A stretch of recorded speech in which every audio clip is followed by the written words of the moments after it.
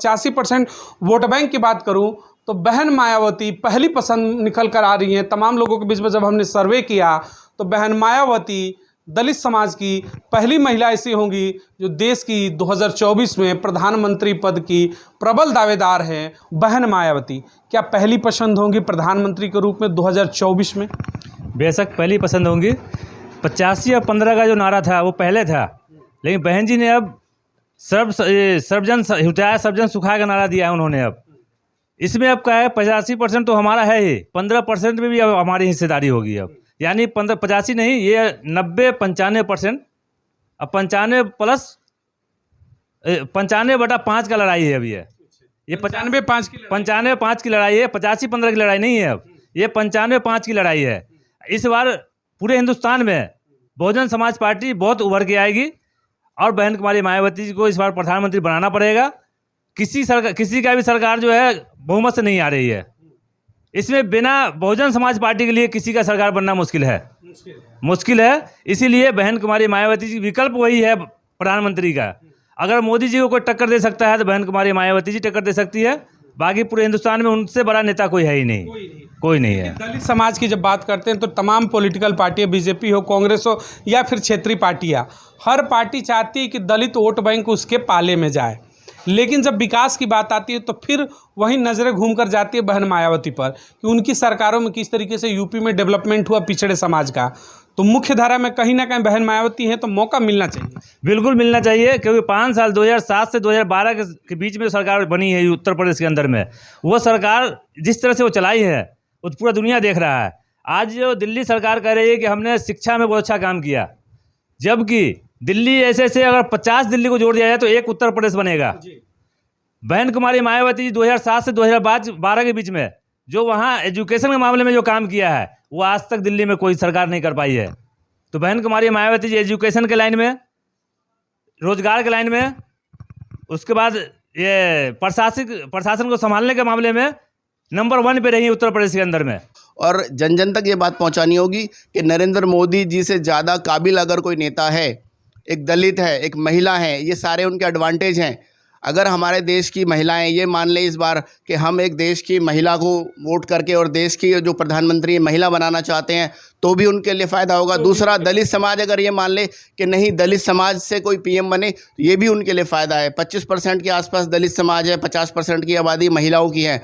अगर ये दोनों ही वर्ग आदरणीय बहन मायावती जी को प्रधानमंत्री बनाने की सोच लें तो मैं ये मान के चलता हूँ कोई ताकत बहन जी को 2024 में प्रधानमंत्री बनाने से रोक नहीं सकती। ये पूरा दुनिया जान रहा है, लेकिन इसको जो हमारा मीडिया जो है वो इसका प्रचार नहीं कर रहा है, क्योंकि मीडिया हमारे फेवर में बोलता नहीं है। मेन प्रचार वही है। अभी जो सरकार बन रही है वो पब्लिक कम बना रही है, मीडिया ज़्यादा बना रही है। देखिए, मैं इस पर एक सवाल ले रहा हूँ। आपने बड़ा बढ़िया कहा कि जिस तरीके से भारतीय जनता पार्टी को प्रोजेक्ट किया जाता है, दिन रात मोदी मोदी मोदी, हर टीवी चैनल, हर छोटे बड़े अखबार, प्रिंट से लेकर हर मीडिया में मोदी। एक बार अगर उस हिसाब से बहन मायावती के नाम को मीडिया प्रकाशित करे तो वाकई में बहुजनों की सत्ता वापसी हो जाए। बिल्कुल सही। मैं ये कहना चाह रहा हूँ, जिस तरह से आज केजरीवाल है, केजरीवाल 2013 में बना और 13 में ही जीत गया। कारण क्या था? इसके पीछे वो बीजेपी की पूरी लॉबी इसके पीछे लगी हुई है, क्योंकि किसी तरह से केजरीवाल को लाओ, कांग्रेस खत्म करो। और कांग्रेस और बसपा का वोट ही केजरीवाल को गया है। ये दोनों को खत्म करने के लिए केजरीवाल को लाया गया है। तो हम ये कह रहे हैं कि अगर मीडिया, अगर बहुजन समाज पार्टी का अगर 50% भी ईमानदारी से प्रचार कर दे, दुनिया की कोई ताकत नहीं जो फुल मेजोरिटी में सरकार बनेगी। बहुजन मायावती को प्रधानमंत्री बने, कुमारी मायावती जी को प्रधानमंत्री बनाया जाएगा। मैं यूपी के सवालों पे जरा एक बार फिर से लौट के आऊँगा। जिस तरीके से आपने कानून की बात की, आज तमाम पॉलिटिकल पार्टियों को अपनी अपनी पसंद है। एक तरफ भारतीय जनता पार्टी के तरीके नरेंद्र मोदी अब की बार फिर से 350 पार। वहीं गठबंधन में तमाम बड़े चेहरे हैं, क्षेत्रीय पार्टियाँ हैं, उसमें राहुल गांधी को भी प्रोजेक्ट करने का तैयारी हो रहा है। तो क्यों ना फिर दलित समाज भी अपने ऊपर बारे में सोचे और अब अपनी अगर आबादी अधिक है, 85 से 90% हुकूमत हमारी, वोट बैंक हमारा है, वोट हम देते हैं, राज कोई और करता है, तो क्यों ना वोट भी हमारा, राज भी हमारा, प्रधानमंत्री भी हमारा। मायावती पसंद होंगी? बिल्कुल। देखिए, 2024 के चुनाव में मैं चाहता हूं कि हमारे देश की प्रधानमंत्री बहन मायावती जी बने, क्योंकि लोग ये कहते हैं कि आज नरेंद्र मोदी के सामने कोई चेहरा नहीं है या नरेंद्र मोदी के बराबरी में काबिल कोई नेता नहीं है। तो मैं एक छोटी सी बात लोगों के बीच में जाके कहता हूँ जगह जगह बताता हूँ कि नरेंद्र मोदी जी जो पहली बार लोकसभा के सदस्य बने 2014 में बने थे, और बहन कुमारी मायावती जी 1989 में पहली बार लोकसभा की सदस्य बनी। यानी नरेंद्र मोदी जी से 25 साल पहले बहन मायावती जी उस संसद में जा चुकी थी जहां नरेंद्र मोदी 2014 में पहुंचे। और रही बात मुख्यमंत्री की, तो बहन मायावती जी 1995 में पहली बार मुख्यमंत्री बनी, लगभग नरेंद्र मोदी से 3 साल पहले। तो बहन मायावती जी लोकसभा में सबसे पहले जा चुकी हैं उनसे पहले, और मुख्यमंत्री उनसे पहले बनी। और ऐसे प्रदेश की मुख्यमंत्री 2 बार रही कि जिसमें पूरा उत्तराखंड भी आता था। यानी लगभग ये मान लीजिए कि पूरा उत्तराखंड और उत्तर प्रदेश उसमें शामिल था। इतने बड़े सूबे की वो मुख्यमंत्री बनी।